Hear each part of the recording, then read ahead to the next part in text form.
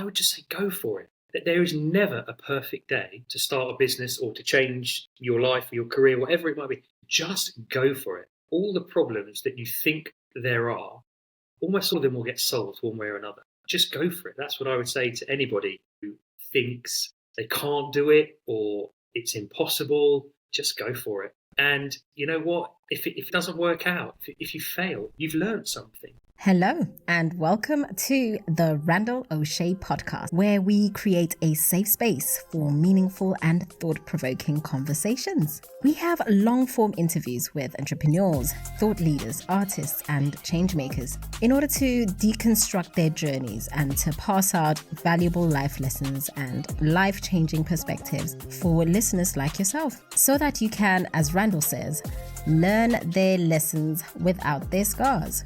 So whether you're tuning in on your daily commute or during a workout or cooking dinner, we are happy to have you join us. So take a seat, relax, grab a cup of tea, and join the conversation.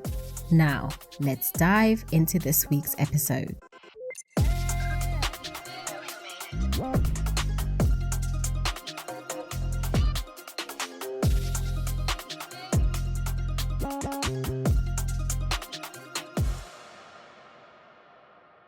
Alex Terry, welcome to the show. For our listeners who don't know you yet, why don't you go ahead and take a moment and introduce yourself? Thanks, Randall. Yeah, I'm Alex Terry from London, but for the last 11 years, we've been living in Mallorca and running and owning a boutique hotel in the middle of the island. And in a past life, I was an investment banker in the UK. And yeah, that's kind of me in a nutshell, I suppose. So how did we get here?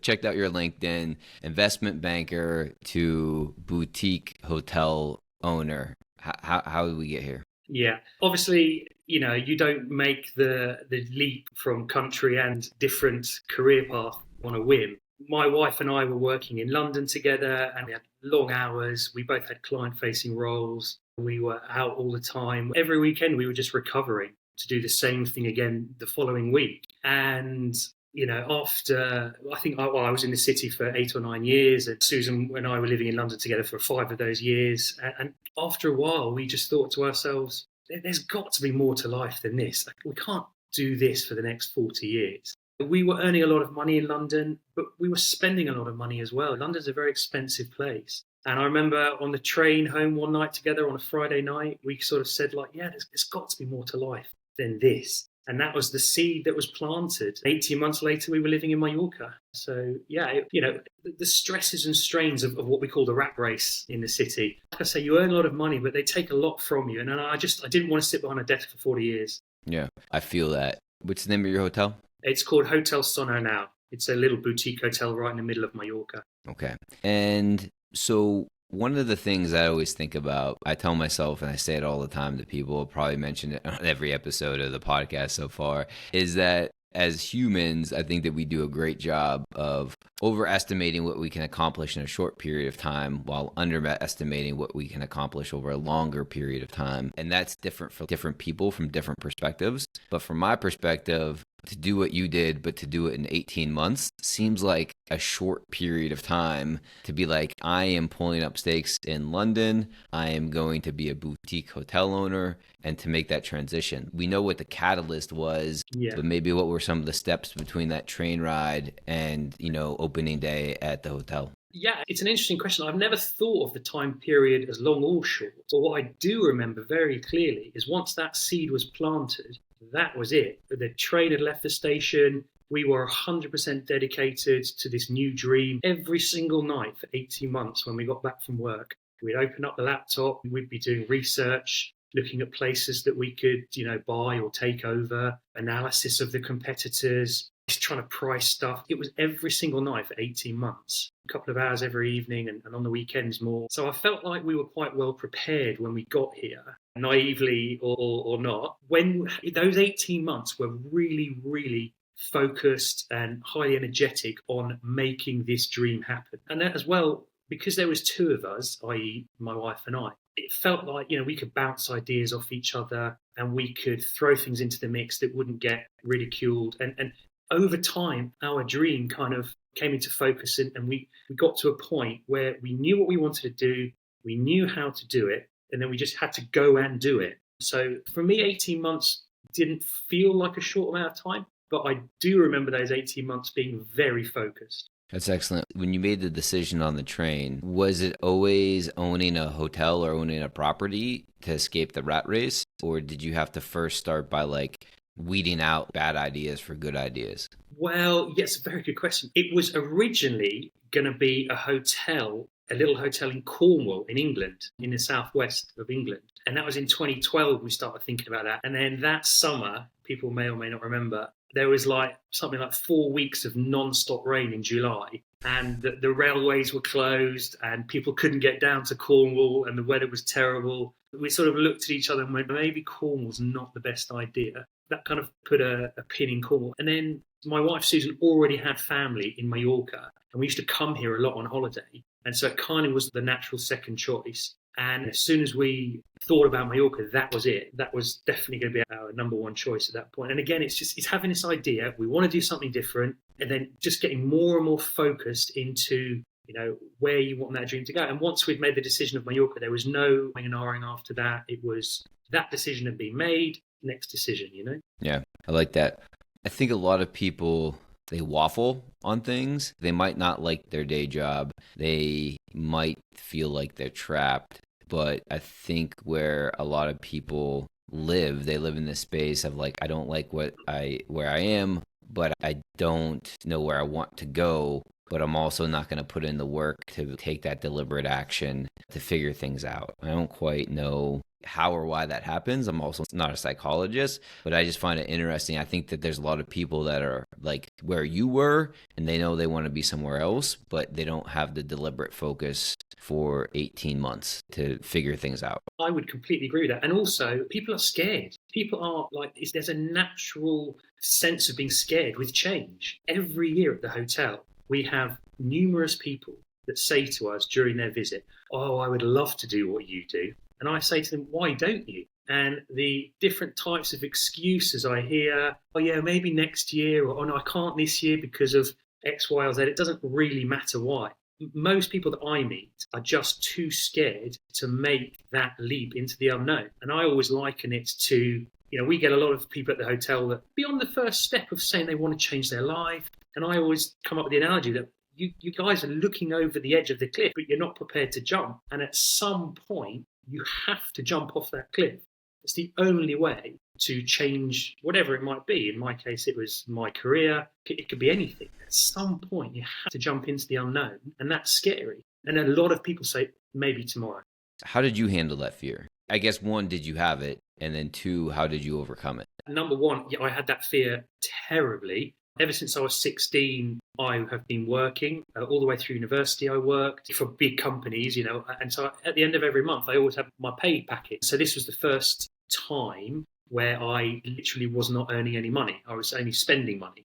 And so how did I deal with that? Well, number one, I didn't burn any bridges when I left the city. I had a very open chat with my head of department, and I said, look, this is what I want to do. I feel like it's something I want to do. I have to do now. But, if it doesn't work out, can I give you a call? And he was really nice. And he said, yeah, if it doesn't work out, give me a call in a year. We can potentially discuss. So that helped me sleep at night. And that was really important because the stress is really there. Honestly, if you're not used to being an entrepreneur, the first time you do it, it can be, well, certainly for me, it was very daunting. And then the way I got over it is I worked really hard, and I just took every one problem at a time to just try and overcome the hurdles that were in front of me. But I was amazed at how much help we got from the local community, from family, from friends, all wanting to help. And it made me realize that the vast majority of people, they really want small businesses to succeed. And that was a really nice learning for me.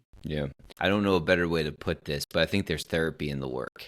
I was working with an executive coach who happens to be on one of the episodes of the podcast, Don Asher, and I was talking to him about, a challenge at work or something like that at the time, and he said, just do the work. Sometimes it's just as simple as that. You might not like it, you might not know what's going to come next, but the only way to get through it is by doing the work, and I find relief in that. I would 100% agree. Just when you're faced with a challenge, whatever the challenge might be, you just have to attack the problem that's in front of you. Don't worry about all the other problems that might come or might not come, or even the problems that you know are there. You just got to tackle one problem at a time, and it gives you a nice sense of achievement as well once you've completed the first task and the second task, and it builds momentum. Yeah, I think that I'm guilty of it as well, but I think you got to talk yourself back is going from where you were at on the train to opening day at the hotel. That's 18 months of work. And if you think of it as like 18 months of work or all like one project you have to accomplish, can be overwhelming, but you didn't accomplish it all at once. Every evening you worked on it. Every weekend, I'm sure you worked on it. Yeah. It's like swinging an axe to chop down a tree. It doesn't happen with one swing of the axe. You have to keep chopping and chopping, and eventually the tree is going to fall. And that's how you accomplish, big or small goals. Completely. And it's not revolutionary. If you've got a big problem in front of you, you've got to take that first step. And it might be a journey of 1,000 miles, but you've got to start it. And there'll be joys and hurdles along the way, but it's all part of the fun. That has to be part of the fun. Otherwise, you'll never succeed in it. That journey, those 18 months were so much fun because we were making decisions.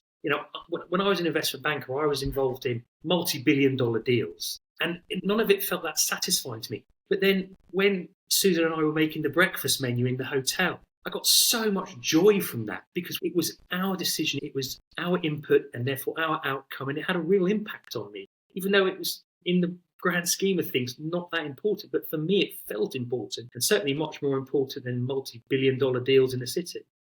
What's on the breakfast menu? We have an a la carte breakfast menu here. We hate buffets, so we make everything fresh here. I'm very happy to send you the menu. We've got about 15 items on the menu, from eggs, we make our own granola, pancakes, a few Spanish options, like local Mayo breakfasts. And probably the favourite one is Eggs Benedict. So we make the sauce fresh every day, so that's our favourite. What's your favourite? I probably we have a breakfast called bamboli, which is bread, oil, tomato, a bit of salt and some ham and cheese. And it's a very Mallorquin kind of breakfast. That's probably my favorite. I like that. Getting back to what you were saying, got sidetracked by food. Tony Robbins, I think it's maybe part of a bigger quote, but basically he says progress equals happiness. And in doing the work, I've also found progress does equal happiness. I think if you live in that space between I don't like where I'm at, but I don't know where I want to go, but I don't want to put into work to get there, I think that's the no man's land of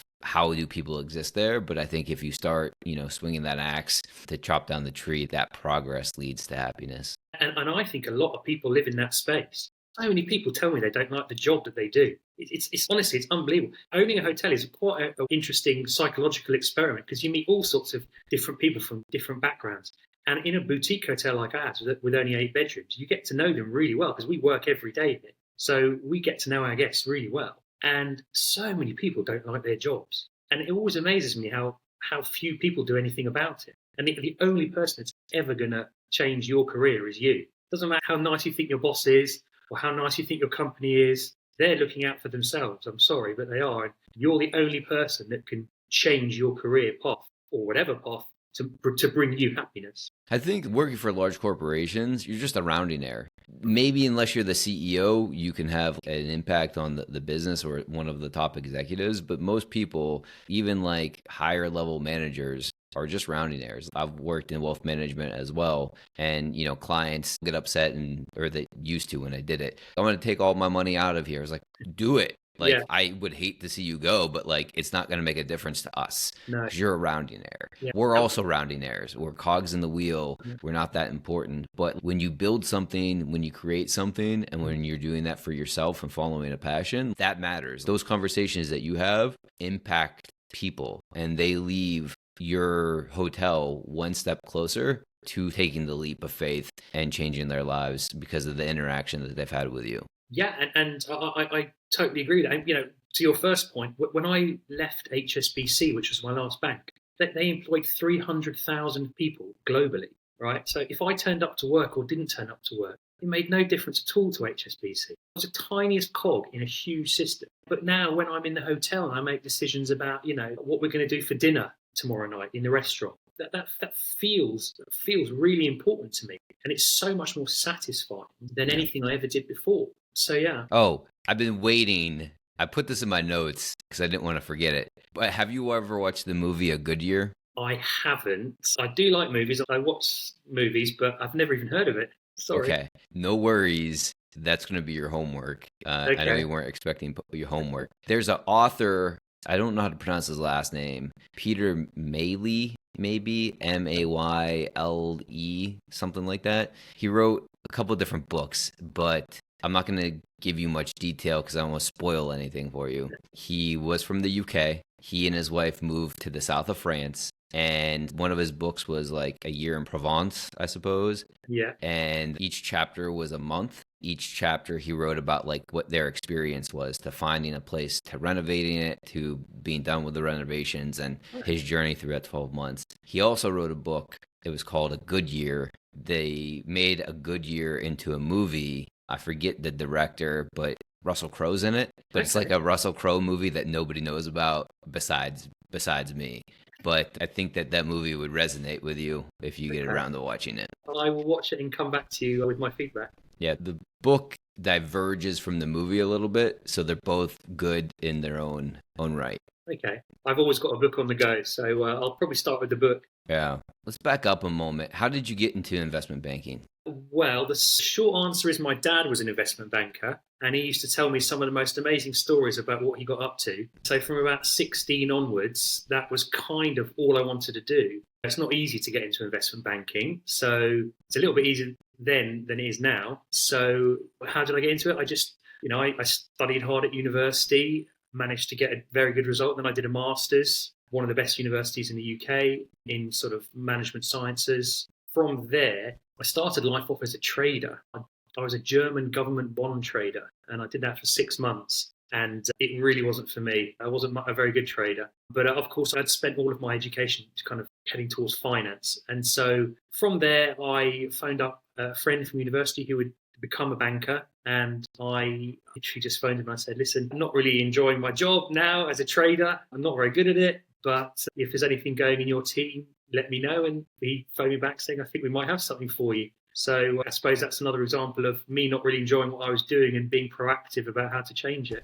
Yeah, I think just knowing you in the 25 minutes we've been talking, but it seems like you've always had this knack for taking deliberate action, understanding where you want to get to, and then doing the work that you need to do to get you from point A to point B, as well as I have also from Don Asher, but you get jobs by talking to people. You talk to people and you have the opportunity to become an investment banker. But was that something that you took from your dad about taking deliberate action? Because it seemed very from when you made the decision, maybe I think you said from 16 on, you'd always wanted to do it. Like at 16, I want to be a professional football player. But I don't know what the chances are, but hey, that's what I wanted to do because I was 16. But you were like, I want to be an investment banker. I'm going to go to university. I'm going to study hard. I'm going to get a master's. How did that manifest in you? How did you know that that's what you needed to do? Well, both my parents are kind of highly educated. And again, from an early age, they were always very proactive towards me to be independent. I'm one of 4 children. So we had a sort of big family. We were a loud family as well. So you always had to be loud to get your point across. And you always had to be kind of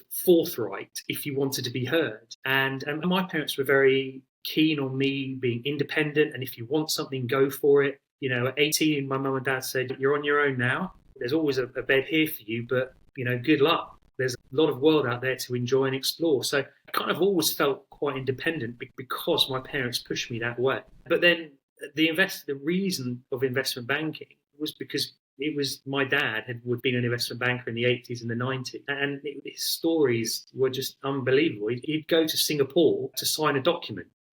First class all the way, 5-star hotels, champagne at every turn. It sounded really interesting to me. Is that what your experience was? Well, no, it was the exact opposite. So I had all these stories about when my dad had done in the 80s and 90s, and then I got into investment banking in 2006. I had a couple of good years, and then the big financial crash of 08, 09 happened, and that was it. It was morale started going down, job security started going down, pay started going down. All the sexy deals started disappearing. It just became a well-paid desk job in the end. So could probably include the financial crash of 08, 09 as having a big impact on my career path as well. Yeah.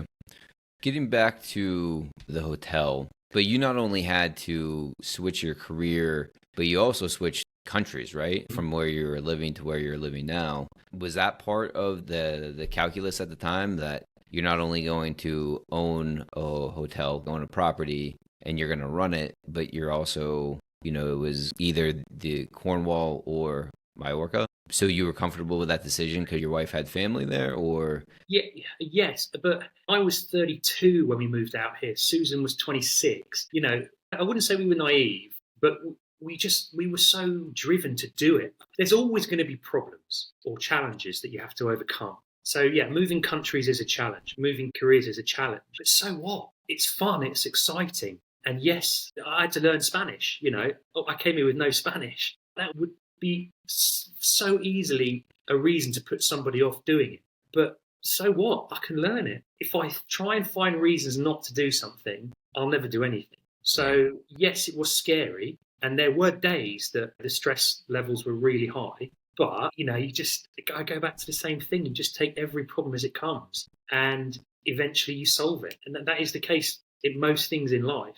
Do you tend to look at challenges as a painful, difficult thing, or do you tend to look at challenges as an opportunity? It kind of depends on the challenge, but most of the time I would err towards an opportunity. I wouldn't say I've had huge challenges in my life, but the challenges that I have faced, I don't shy away from them. I like to take on challenges. I like achieving things. It's just a part of my personality. I do like to achieve things. Let's take a quick break from today's episode. If you're enjoying the conversation, please take a moment to look us up. You can find Randall on Instagram at Randall Osché, that's spelled at RandallOsche. And you can catch the show notes and other resources at randallosche.com. And now back to the episode. What are some unexpected surprises? What surprises have you had running the hotel? What's one good surprise that you've had that you didn't anticipate? And what's one bad surprise that you didn't anticipate before you started running the hotel? Okay, a good surprise was the amount of sort of support we got locally for wanting to start a business here. It's just a small village that we're in of a couple of thousand people. The fact that we wanted to come here and start a business, I think the locals were really open towards that. And they could have been very closed. You hear stories of foreigners going into small villages in the Mediterranean and almost becoming outcasts. But here in Selva, which is where the hotel is, we had a great welcome. So that was a really nice surprise. A bad surprise, I didn't have any idea how much work it takes to keep a big building looking good. Who does the work? Well, my wife will be listening to this. So this is another thing that we discovered during the first year of doing our business. When we first started, we both wanted to do bits of everything. And it ended up being quite chaotic. The first 5 or 6 months were extra stressful because we both wanted to be involved in everything. And so we kind of took a step back. We closed the hotel for 2 days in our first year in May. And we said, look, come on, we need to think about how we delegate authority here and how we achieve our tasks. And we decided to compartmentalize things. So when you say who does the work, we both cook and then I do the accounts. My background is a good reason that I do that. And I help with the garden. I do clean the swimming pool, maintain the garden and stuff like that. And Susan's much more on the marketing side. She deals with the cleaners and probably loads more stuff that I've forgotten off my head. Susan probably does the most work, but happy wife, happy life. Yeah, good way to recover there. No, I think that I can see it being chaos. I mean, it's the same thing in any business or any office, right? People have to have roles and responsibilities. Just because you can do everything doesn't mean you should be doing everything. Yeah. I think that's important to understand. It was amazing how quickly chaos turned into order. Once I knew my defined role, I don't know, I just relaxed a bit and I knew what I had to do. I didn't have to get involved in telling the cleaners what to do. I didn't have to get involved in, where we're going to advertise, where we're going to market. That was not my job. I could leave that to someone else, in my case, Susan, and I could concentrate on things that I think I'm good at, or at least I could have an influence in positively. One of the things that we discussed before we hit record here is that making the decision to leave your corporate life and start running the hotel was the best decision you've ever made. And you're so grateful that you made it at 32 earlier in life rather than later in life. So talk to me a little bit about that, if you don't mind sharing. Yeah. So, I mean, how do I describe this? Yeah. I mean, a lot of people, again, that we see in the hotel say, "Oh, I'd love to do what you do when we retire." And I say to them, if I'm still doing this at 65, 70 years old, it's impossible. You've got to do these things when you're young. I was probably about a year away from getting a promotion that would have put me on so much money that I wouldn't have been able to get out. This is how the big corporates do it. They suck you in with money. And I knew that I wasn't very far away from me never being able to get out. And that scared me because a lot of what happens in the corporate world is just keeping up with the Joneses. As your salary goes up, your spending goes up. And I knew plenty of people that were in their 40s and 50s that were still looking forward to payday, even though they were on £250,000 a year and more, because they had big mortgage, kids in private school, second homes. And so I was so lucky that I realised quite early on that life is more than just your bank account. Life has to be more than just your bank account. Again, Susan and I, we bounce off each other so well, and we just realised that we could give it a go. And if it didn't work out, that's okay as well. We were still young enough to be able to take these type of risks where, we didn't have any children at the time. There was nothing really that, apart from our careers, that meant we had to live in London. So that's kind of the reason that we just thought, let's do it. If you don't mind me asking, how did you finance the hotel?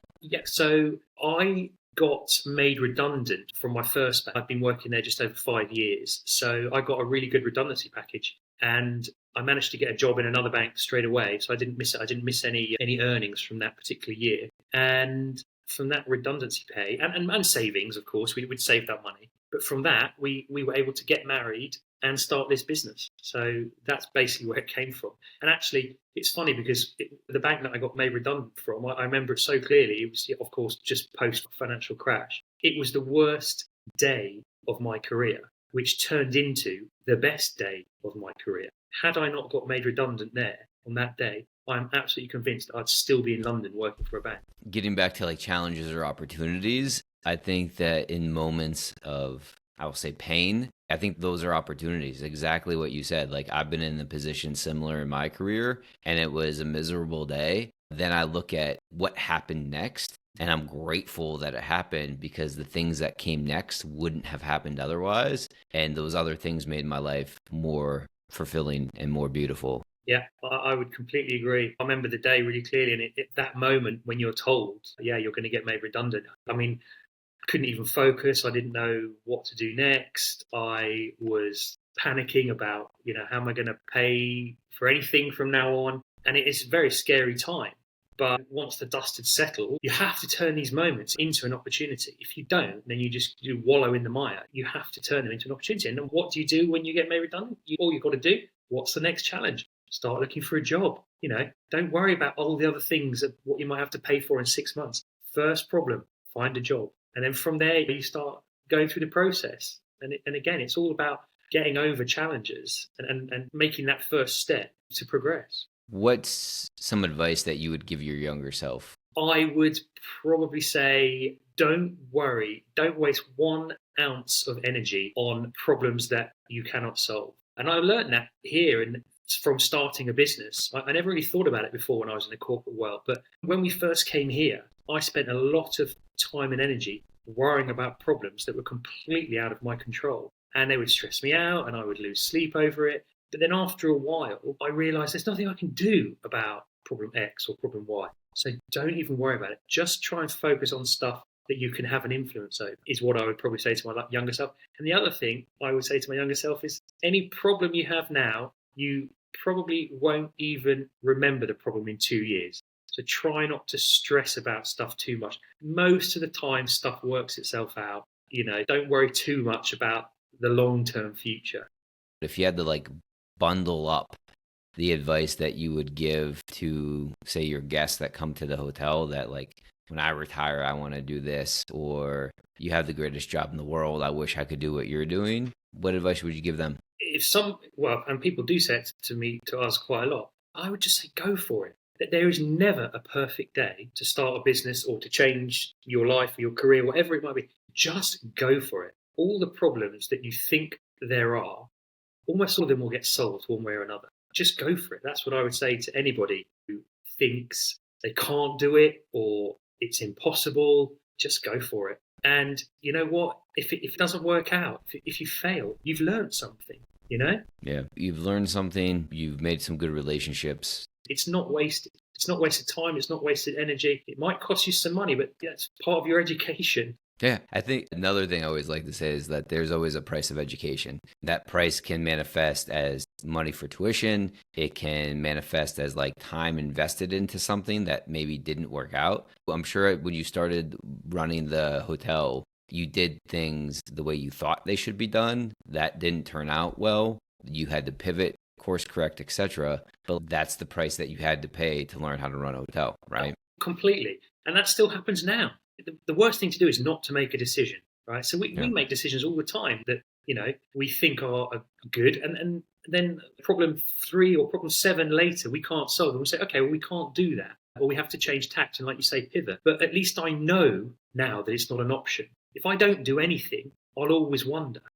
And that was another real big motivator for starting a business and changing my career. Because I thought to myself, if it fails, then I've given it a go. If I don't give it a go, I know that I'm going to get to 60 or 50 or whatever and regret not trying. I'm just looking up a quote because I want to include it, but I also don't want to misquote it. Okay. I've got a great quote as well that gives me a little smile every time I think about it. I think it was Gandhi that said it. And it was, I'll be misquoting, but it was something like, you Westerners, you're so stupid. You sacrifice your body in your 20s and 30s to earn money. And then in your 50s and 60s, you spend that money to regain your health. And that sums up the corporate world, in my opinion. You sacrifice everything to earn money. And then what do you do with that money later on in life? You just spend it to regain your health. The idea of retirement always seemed backwards to me. I'm going to retire to do these things when I got back pain, when my knees are hurt, like when I'm old and grumpy. I get that you have to earn money to maybe go on trip to go hiking. But if I do that when I'm 65 or 70, who knows if I'm going to be around that long or if I'm going to be physically capable of doing the thing. So I just always found the idea to be backward from like being a kid. Make this make sense to me. Yeah. But now that I'm an adult, supposedly, like, still doesn't make sense to me. Yeah, and I would say the same thing. You're never going to be as fit as you are today. You're never going to be as knowledgeable as you are now. Now is the time to do things. Don't plan for 40 years in the future, because you never know what's going to happen in life. Yeah. Getting back to the conversation about decision making, there's this quote by Theodore Roosevelt that I always think about. It goes, "In any moment of decision, the best thing you can do is the right thing. The next best thing you can do is the wrong thing. And the worst thing you can do is nothing." Yeah. Again, it was always, driven home to me that the worst decision you can make is no decision. And again, that's in all walks of life, I would suggest, because it's what we said 5 minutes ago. Even a wrong decision has value because you learn something. Yeah, agreed. The other thing, I think, for the people, if there's anybody listening that are struggling to make the decision or they don't know what to do, but they're just living in this place of, I don't like where I'm at, but I also don't know where I want to go, and I'm not taking the steps to get out of where I'm at because perhaps they're scared. One of the things that helped me, it still helps me to this day, but if you're fearful, identify what you're fearful of. And typically, if you take time to identify what you're fearful of, that helps lessen that fear. It's easy to be fearful of the unknown, but if you work through what you're actually afraid of, typically that lessens the fear and lessens the anxiety. And I've been doing this for so long, thinking through this. I jump to what the worst case scenario possibly could be. And if it's no one will die, I don't care. Like, no one will die. Yeah. Like, as bad as you think it's going to be, is anybody going to die? No. Move forward. Proceed. Yeah. No one's going to die. Yeah, exactly. And yeah, I agree. Fear of the unknown. We're all scared of the unknown to a certain extent. But there's so much help out there now online. There's so many tools that you can draw on now, which a lot of them weren't there 11 years ago or 13 years ago when we first started our journey. But there were tools around it, and whatever that might be, there's so much help of people that have already done it. When I wanted to leave the city, there was a website and it was called escapethecity.com. And it was like a forum, and you just write whatever you want on the forum. And I said, I'm thinking about leaving the banking world and I want to go and open a hotel in Mallorca. Any advice? The positive reaction gave me such a morale boost. Again, you can use that to your advantage. I'd never heard of the forum before. I think somebody mentioned it, and I think I did a short interview for them. once I'd kind of moved to Mallorca. But that initial just writing down my ideas for people to listen to and what was their reaction going to be, were people going to tell me I was being stupid? But no, everything came back positive, and it just gave me that morale boost to continue. And those little things are so helpful, and there's so much more of that stuff out there now. Yeah. One of the things I've realized from doing the podcast and interviewing folks like yourself is nobody typically gets to where they're at without support. And you've mentioned it a couple times earlier about support from your friends and family, support from the local community, support online from the people that were responding to your inquiry or your blog post. It's hard for me to ask for support. It's hard for me to accept it. I think humans, or maybe this is like an American thing, I'm not sure, is like we try to do everything on our own. And that's a recipe for disaster. Yeah, I've never had a problem asking for help personally, because I always think that if someone helps me, I will make a mental note to do whatever I can to help them back when they need it. And I always think you're giving forward, right? So if someone helps me, okay, make sure I help someone else, in the future in some way or another. Like I said, I've personally never had a problem with asking for help. I like to be able to do things all on my own, but as you quite rightly said, it's impossible. The burden is too much. You have to ask for help sometime. If it's done in the right way at the right moment, I don't think you should have any guilt at all for asking for help. And I think people want you to. I don't understand the disconnect there, because I would want people to ask me for assistance. There's like no greater joy that brings me. Yeah, you can learn from my lessons and maybe my pain, and the investment that I put into learning that lesson now has a higher ROI because I'm sharing that with you. It's really interesting the way you look at it. Now you look at it from the other perspective and you say, what is it like when you receive a request for help and you like it? So again, if you're scared to ask for help, think about it from the opposite way. The person you're asking for help will probably be very happy to help because they feel wanted, they feel needed, and they can impart knowledge and wisdom on that person. And that's a nice feeling to have. Yeah, exactly. What's the most influential book you've ever read? These days I read to relax and to kind of wind down at the end of the day. But when I was younger, I would probably say one of Richard Branson's early autobiographies. I think it was called Screw It, Let's Do It, or Losing My Virginity. Can't remember which one it was, but I remember, apart from the title, I remember a lot of it to this day, which was kind of Richard Branson's idea of say yes to any opportunity and then work out later how to do it. And that's, I still try and live that philosophy now. We get all sorts of funny requests at this hotel. I always say yes, because almost invariably there's a way to accommodate that request or to solve that problem. And it's just a more positive way of looking at life, I think, by saying yes to this, yes to that. There's solutions to everything. So Richard Branson would probably be an influence I took from an earlier I probably read it 20 years ago, but it still stays with me. I have a couple of his books on Audible that I've listened to, but it probably is Screw It, Let's Do It. I think that's one of the titles. I think that was the one I read. Speaking of strange requests or funny requests, what's the strangest request that you've gotten from any guests at the hotel? Well, just today we had somebody ask where the nearest good canoeing sites were. And in 11 years, we've never had a canoeing request. But again, it's not difficult to find out where the nearest canoeing stuff is. But the strangest request we've ever had, we got asked to do a burlesque retreat here, which would have been very interesting. That was not a weird request, but it was a unique one. It was just before COVID, so it kind of died away. But that was a kind of an unusual request. It's not that interesting. We get all sorts of requests for different types of pillows and different types of milks. There's so many milks that I didn't know existed in the hotel. And food requests. There's a lot of weird food requests. Again, you just have to say yes to. And I tell you one that we did get. So we had a Canadian cycling group here a couple of years ago, and they requested that on Friday they could completely take over our kitchen, hotel kitchen. It was a Jewish group, and they wanted to prepare a really Jewish meal on their Sabbath, I think, which is Friday, correct? I think so, yeah. And they were making breads and all these special foods for their religious day. It was kind of weird seeing all these people just cooking in my kitchen, and the result was fantastic. It was lovely. They was eating at the table. They were cooking for me that day, which was a nice change. I like that. Very accommodating, right? Why not? Why not? Yeah, exactly.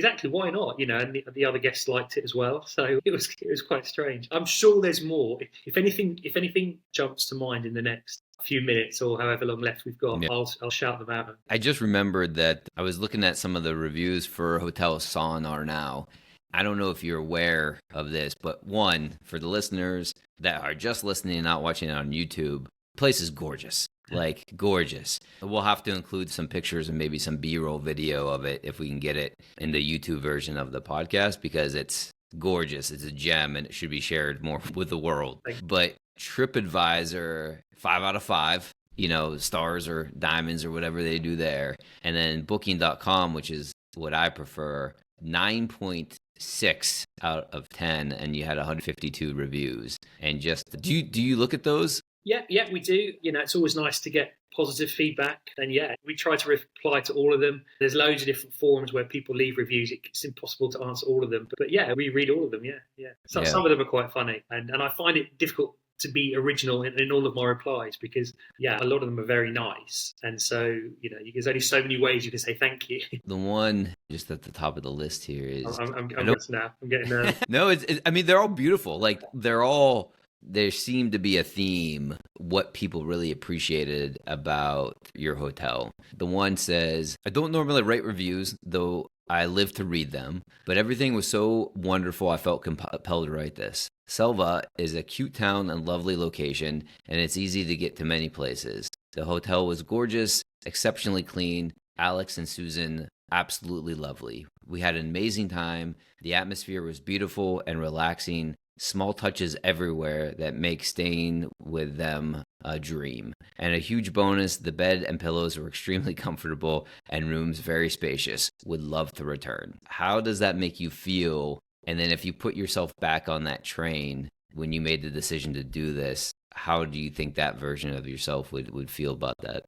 It makes me feel wonderful, is the honest answer. And if I put myself back to that person on the train, I could never have dreamed of a review or a response like that. And the thing that still gives me so much joy is that we have created something where people now come on holiday and I think they genuinely really enjoy their time here. And that's such a wonderful feeling to have inside, that we've created something that people enjoy so much. It comes from a lot of hard work, but it's so satisfying and it will never get boring. Those sort of comments that you just read out, they are wonderful. The people that write them, we know their names and we know them. And it's not just, if you had a big hotel of, 1,000 rooms or something like that, you can never be personal. But whenever I receive a notification saying you've received a review, I always know who they are. And I remember back what their experiences was, at least what I thought their experiences were. And it's nice to put a name to the review and a face to the review. And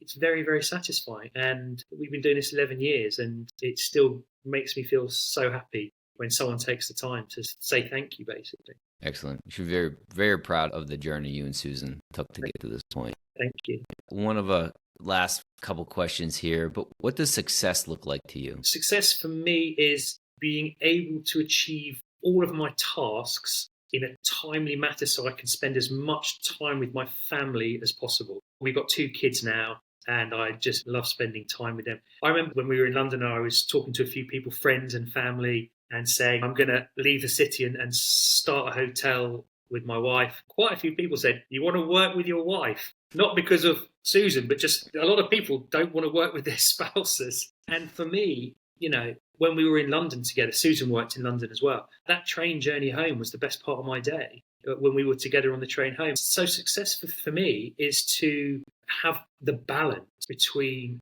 a successful career and hopefully a successful family life. For me, that's really important. When I was in London, it was before kids, but I would have just been a weekend dad had we stayed in London. And I didn't want to be that person. So success for me is having in the future growing up kids that hopefully want to spend time with me because I've invested in them growing up. That's beautiful. And where can the listeners follow you at or check out the hotel? We've got a website, www.hotelsonarnow.com. Like you said, we're on TripAdvisor and Booking.com, Expedia, all the online travel agencies. Susan does our Instagram. I'm an old dinosaur, so I do the Facebook posts. Divide and conquer. Yeah, exactly. You divide and conquer, exactly. Leave the older stuff to me, But just anyway, you can Google us and you'll find the old interviews and review the old stuff that I've done online. We'll include all the links in the show notes of the episodes. But Alex Terry, owner of Sonar Now Hotel in Mallorca, Spain, I appreciate you taking the time to meet with me, be on the podcast, share your story and your journey. Many thanks to you. Absolute pleasure, Randall. Thank you so much. And that's it for today's conversation here on the Randall Osché Podcast. Thank you so much for joining us, and we hope that you've enjoyed listening as much as we've enjoyed recording it. Many, many thanks to our guests today for sharing their knowledge, their experience, and their life lessons. If you found today's conversation insightful, interesting, inspiring, please join our growing community by subscribing to the Randall Osché Podcast on your favorite podcast platform and never ever miss another episode. We'd love to hear your feedback, so keep the community alive by sharing your takeaways from today's episode and use the hashtag Randall Osché Podcast. Your feedback and interaction fuels our continued efforts to build a safe space for meaningful, long-form conversations. So thank you so much for the support. Until next time, stay curious, stay inspired, and keep the conversation going.